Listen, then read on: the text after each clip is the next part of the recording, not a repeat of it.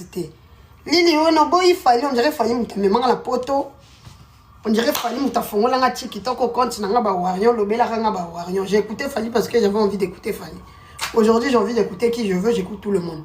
C'est moi qui ai ouvert mon compte, c'est pas Fali qui m'a donné les macambo, Fali me tafouli nga, nami fulanga moko.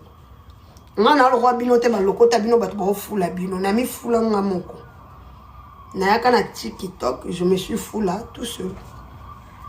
Mutaro fulanga zate.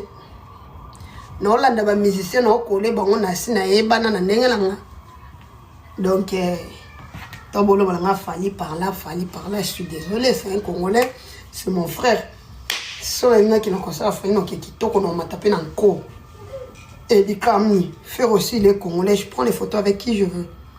Par contre, tout le monde m'a fait là. Et m'a tapé mananga. Et m'a tapé ma musicien, t'es comme nature, on a si manana lobela, on a un peu sur le bela. Venez pas me casser les couilles ici. Bah, question est maintenant qu'on a eu Lili Weni. Ok, mais fallait boire mongol, bah, tata mi kolo là, bah, mami kobo qui est dans la classe. Nous t'avons là un compte. Je suis venu tout seul sur TikTok, mon frère.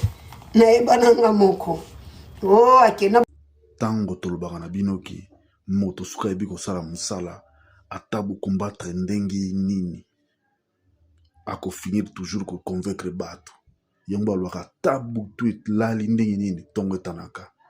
Yango tongo affaire etani atabo bo combattre papa erive. Bo bundisa ye, bo luka liwa na ye, bo koka lisusu te. Parce que bato ba comprendre ki boyela bango autotune, boya ko distraire bango. Moyen ba yoka musique ya qualité ezate. Bango na bazaki na kati ya salle. Na soirée lipanda. Ba yoki fera yembi, ba yoki makambo fera yembi. Ezaki matala na te. Mais Charlie Prince, motema mabezoa, on fera beti concert moko inil. Eza nango soirée ya rumba. Fera ko yemba musicien ndenge ali ko yemba. Akosa na micro ndenge ali ko yemba. Yebisa nga ba toloko ba arkili ba Jay-Z concert na bango yoka maloba balobaka. Eloko ezate mbasaka playback, fera sali playback te. Motema mabe na bino ekomi na suka, bokoka na bino lisuti. Projet machiavélique bozala ngo vis-à-vis na artiste Hervé Gola. Et simbela bino souté. Au monde bino mo bawaro boko mo bunda. Bo bondi nante. Boko mo kimats, bokimi nante. Boko mo changer ka, bo changer nante. Biso za côté à vérité. Toza droit à la vérité. Bonne soirée na Yolo Concepts. Recadrer MS. Bonjour vidéo le binatongo.